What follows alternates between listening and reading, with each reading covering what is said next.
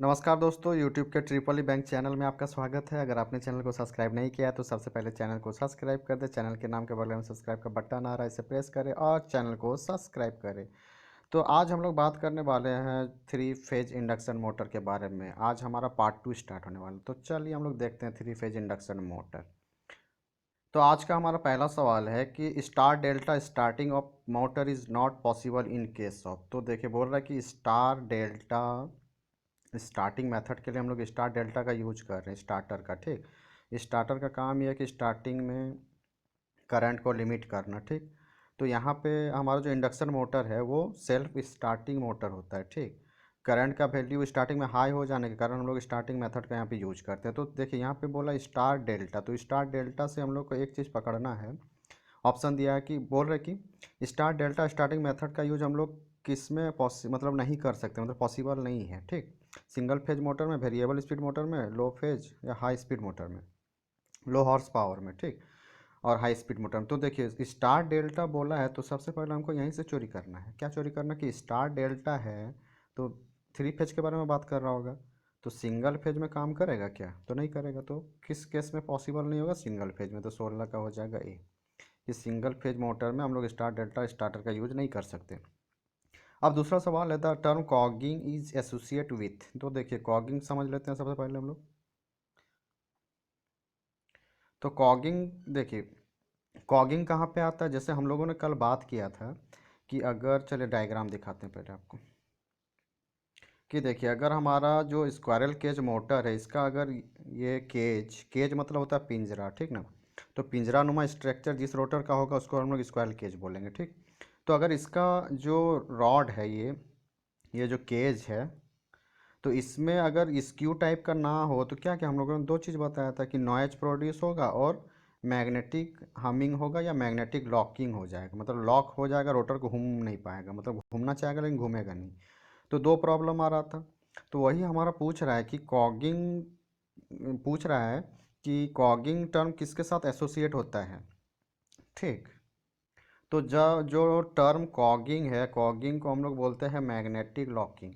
Magnetic locking सी, ठीक। तो अगर किसी भी मोटर में कॉगिंग आ जाता है तो मोटर घूमेगा नहीं, उसी को हम लोग मैग्नेटिक हम भी बोलते हैं, तो उसी का नाम है कॉगिंग। तो कॉगिंग किस में एसोसिएट होता है, मतलब कॉगिंग जो है वो किसके साथ जुड़ता है? तो वो इंडक्शन मोटर के साथ जुड़ता है। अभी हम लोगों ने डीसी मोटर पढ़ा, उसके बाद कंपाउंड जनरेटर भी पढ़ा, ट्रांसफार्मर भी पढ़ा। इस सब में हम लोग कहीं भी कॉगिंग का चर्चा किया था? नहीं किया था। हम लोग जब एसी मोटर चालू किए, हाँ एक चीज़ आपको बताने भूल गए हैं, अभी जो हम लोग इंडक्शन मोटर से चालू किए हैं ना, तो ये हमारा एसी मोटर है।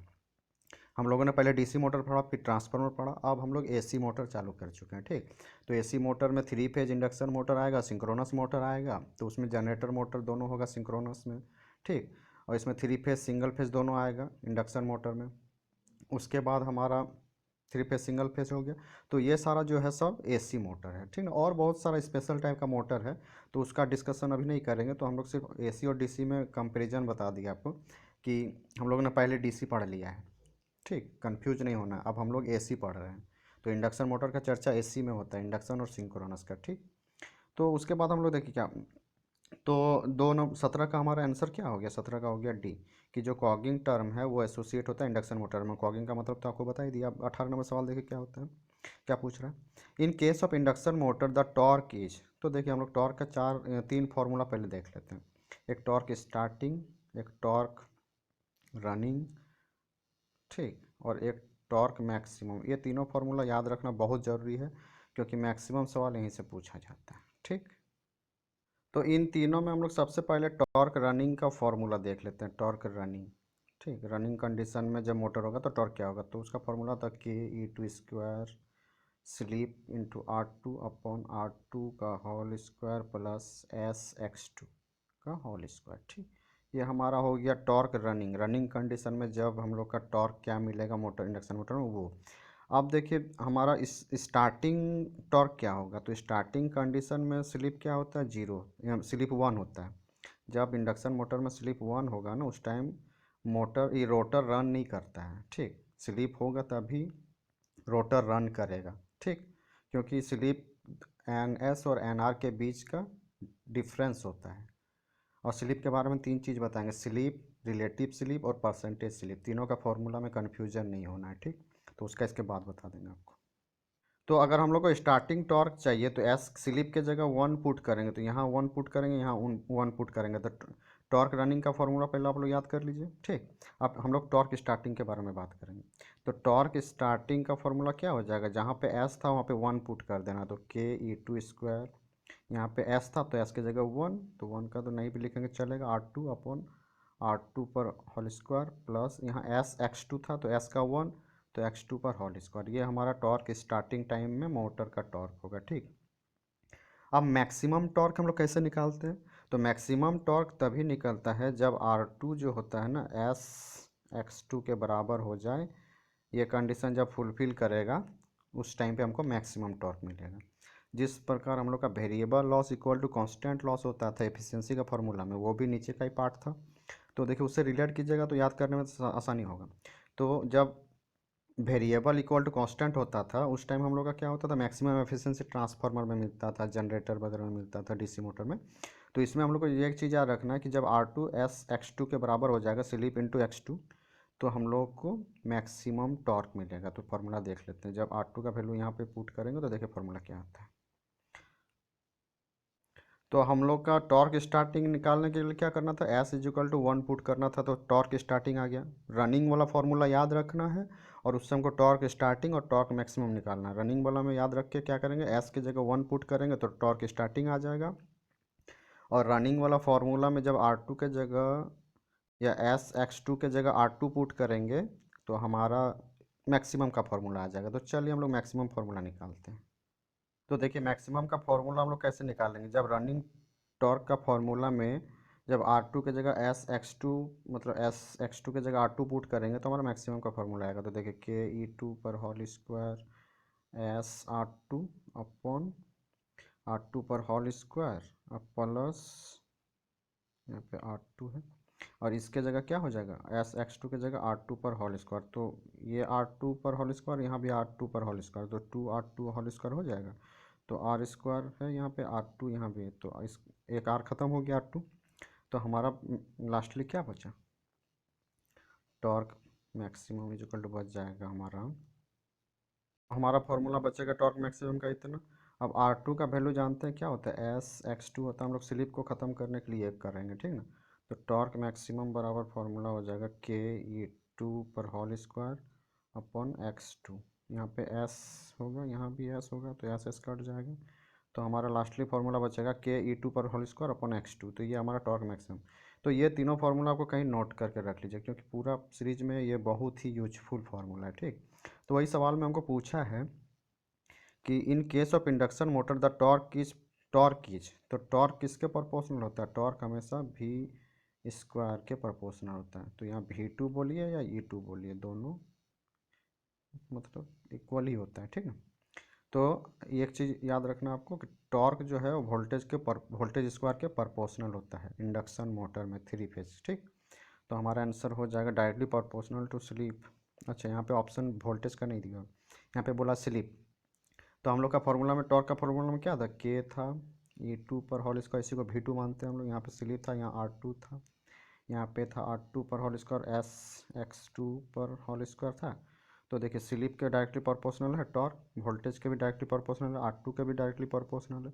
लेकिन ये R2 एज कम्पेयर टू ये R2, ये वाला कम है, तो ये प्रोपोर्शनल नहीं होता है इसलिए, क्योंकि इसका इफेक्ट ज़्यादा होगा, इसका कम होता है, ठीक। तो कैंसिल आउट हो जाता है।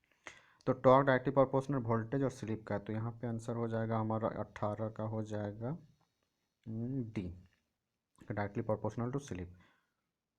अब 19 नंबर सवाल देखिए क्या पूछा, an induction motor with one one 1000 RPM speed will have, बोल रहा है कि इंडक्शन मोटर में जो है 1000 RPM स्पीड है उसका, तो विल हैव कितना पोल होगा। तो हमारा NR का फॉर्मूला और NS का फॉर्मूला दोनों सेम ही होता है, क्योंकि जो भी चीज़ घूमता है उसका फॉर्मूला 120F/P ही होगा, ठीक ना, चाहे सिंक्रोनस से घूमे या ना घूमे।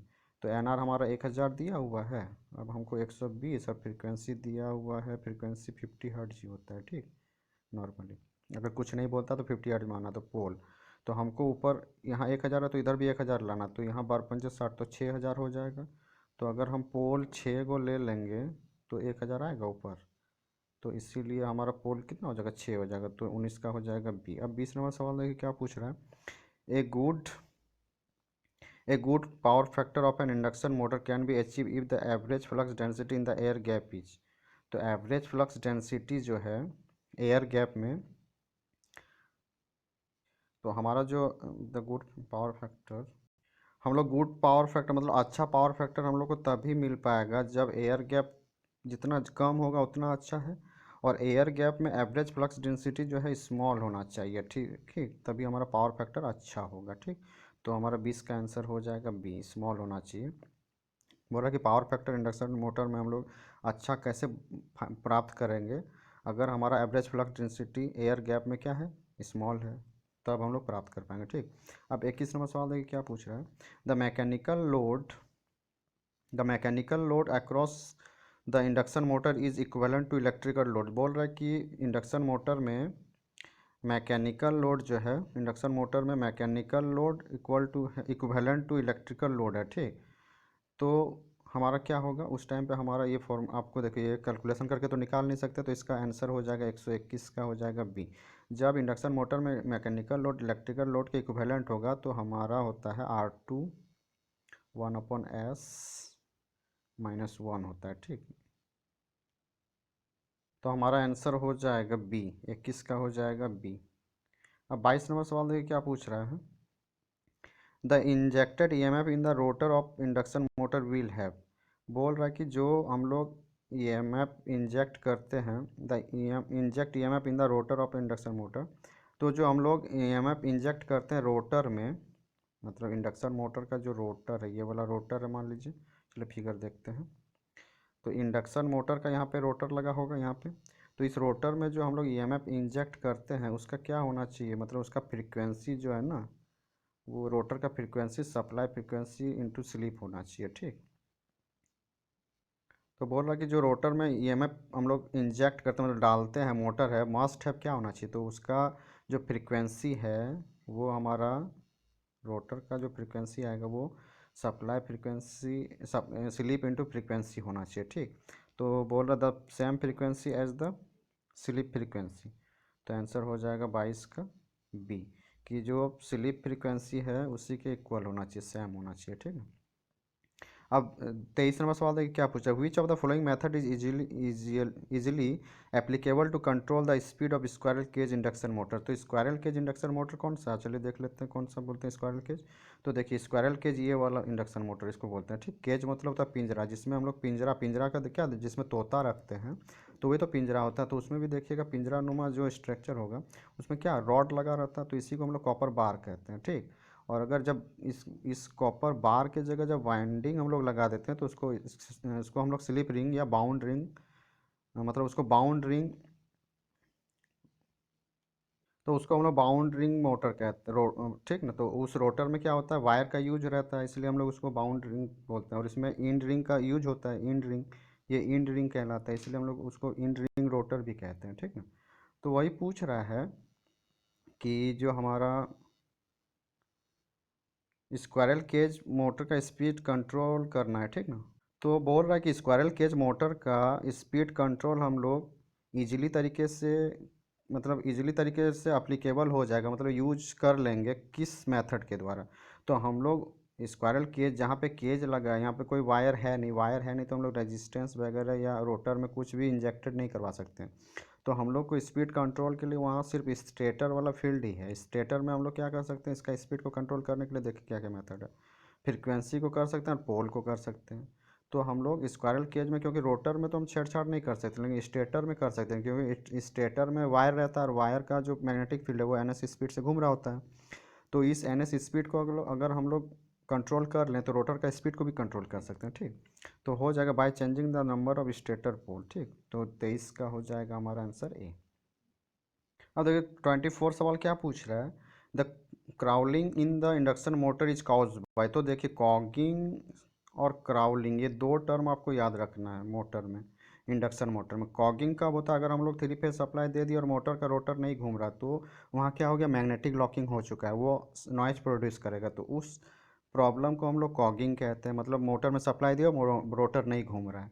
और क्राउलिंग क्या होता है, इसमें रोटर घूम रहा होता है, ठीक ना। इसमें मतलब ड्यू टू हार्मोनिक्स क्या होता है, रोटर का स्पीड डिक्रीमेंट होने लगता है और एक टाइम बाद ऐसा होता है कि रोटर घूमना बंद कर देता है, ठीक। तो इस प्रॉब्लम को क्राउलिंग कहते हैं। ये क्या होता है, फिफ्थ और सेवन्थ हार्मोनिक्स आने के वजह से रोटर में ये प्रॉब्लम आती है, तो इसको हम लोग क्राउलिंग कहते हैं। तो क्राउलिंग पूछ रहा है, the crawling in the induction motor is caused by, तो ये harmonic develop in the motor, अगर मोटर में हार्मोनिक डेवलप हो जाए, हार्मोनिक्स, तो हमारा क्राउलिंग होगा, ठीक। और कौन सा हार्मोनिक, सेवेंथ, फिफ्थ, ठीक ना। 1/5 1/7 हार्मोनिक्स आ जाए तो हमारा क्राउलिंग प्रॉब्लम आएगी, ठीक। और जब इंडक्शन मोटर का रोटर अगर रेटेड स्पीड से नहीं घूम रहा है तो आप समझ जाइए कि वहाँ पे क्राउलिंग हो रहा है, ठीक। अब देखिए 25 नंबर सवाल क्या पूछ रहा है, an auto starter using 3 phase auto transformer can be use to start cage induction motor, मतलब जो हमारा केज टाइप का इंडक्शन मोटर है जो पिंजरा नुमा था जिसमें वायर का यूज नहीं हुआ है, फ्लोइंग टाइप बोल रहा है, जो the auto starters can be use to start cage induction motor of the flowing type, तो ये स्टार टाइप कनेक्टेड भी होता है और डेल्टा टाइप भी कनेक्टेड होता है, ठीक है। मतलब स्टार्टिंग के लिए जो हम लोग ऑटो स्टार्टर का यूज किए हैं केज टाइप में, तो उसमें जो बोल रहा है जो मोटर किस टाइप का होता है, तो स्टार कनेक्टेड टाइप भी होता है, डेल्टा कनेक्टेड टाइप भी होता है। तो हमारा आंसर हो जाएगा 25 का सी, बोथ, ठीक। अब उसके बाद 26 सवाल क्या पूछ रहा था, torque develop in the cage induction motor with auto starter is, तो हमारा जो टॉर्क डेवलप होता है ऑटो स्टार्टर के कारण इंडक्शन मोटर में वो क्या होता है, तो वो होता है हमारा 26 का आंसर हो जाएगा हमारा सी, वो होता है k² into torque with direct switching, ठीक। तो 26 का हो जाएगा सी। और 27 नंबर सवाल देखिए क्या पूछ रहा है, when equivalent circuit diagram of double squirrel cage induction motor, तो कल हम लोगों ने फिगर दिखा के आपको बताया था कि डबल केज का डायग्राम कैसे होता है। ऊपर जो होता है वो एरिया लो होगा तो इसका रेजिस्टेंस क्या होगा, हाई होगा। इसका एरिया हाई है तो रेजिस्टेंस लो होगा, ठीक ना। और एक्स इसका हाई होगा, एक्स इसका लो होगा। स्टार्टिंग में करंट को ये लिमिट करेगा और ये रनिंग बाइंडिंग कहलाता है, ये स्टार्टिंग बाइंडिंग कहलाता है, ठीक। और स्टार्टिंग में रोटर का करंट को लिमिट करना होता है, इसलिए हम लोग इसका रेजिस्टेंस हाई रखते हैं। तो इसी को बोलते हैं डबल केज, एक 1 केज 2 केज, 2 केज का यूज किया गया, ठीक। तो वही पूछ रहा है, तो हमारा सवाल पूछ रहा है कि जो हमारा डबल केज स्क्वायर के इंडक्शन मोटर का जो हमारा रोटर है वो डबल स्क्वायरल केज है, ठीक। तो वो दोनों केज आपस में जो है ना वो आपस में कैसे जुड़ा रहता है, तो वो आपस में पैरेलल जुड़ा रहता है, तो आंसर हो जाएगा हमारा पैरेलल। और ये आपको याद रखना हाई और लो, क्योंकि स्टार्टिंग बाइंडिंग में रेजिस्टेंस हाई होता है, रनिंग बाइंडिंग में रेजिस्टेंस लो होता है।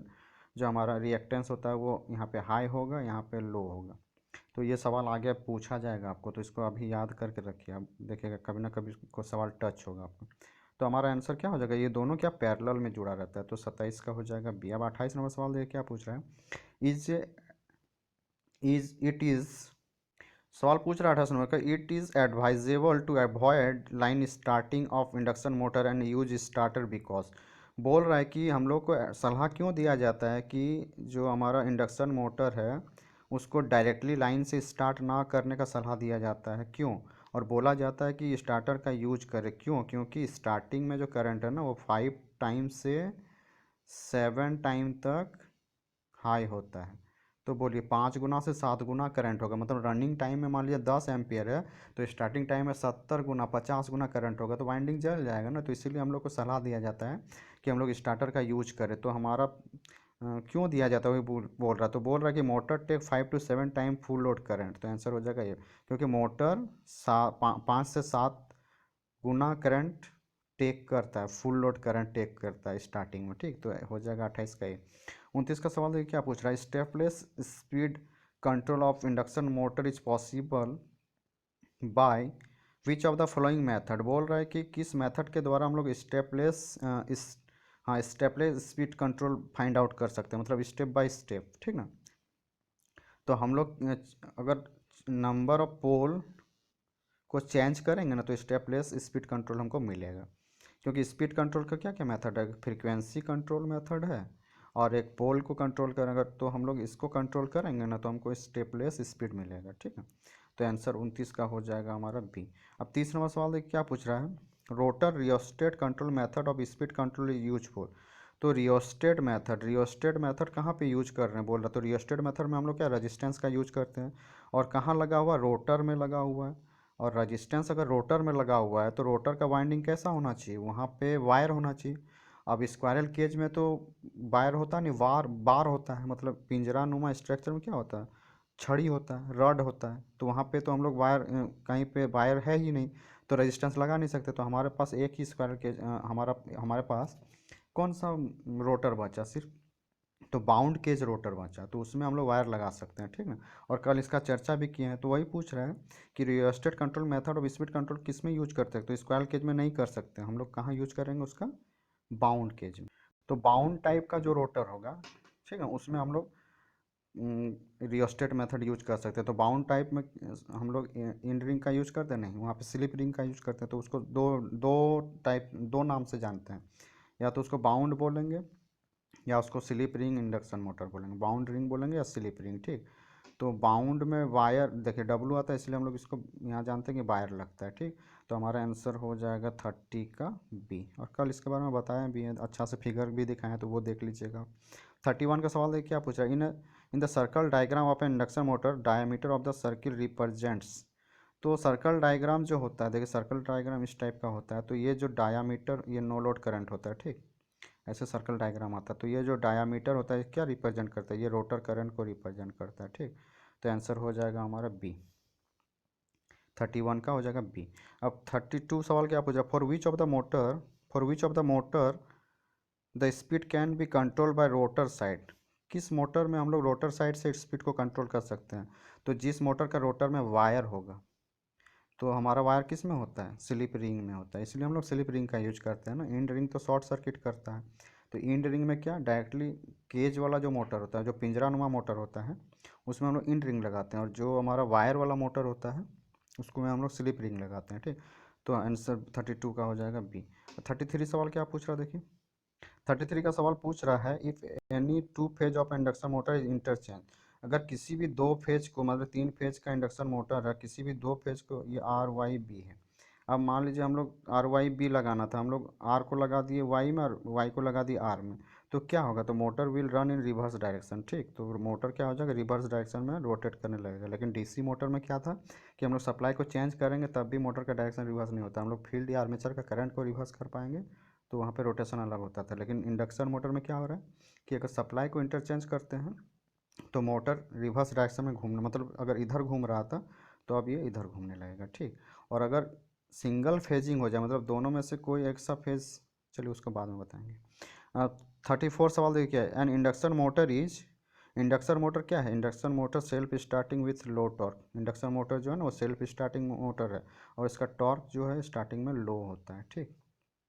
उसके बाद देखिए, the maximum torque in an induction motor develop on.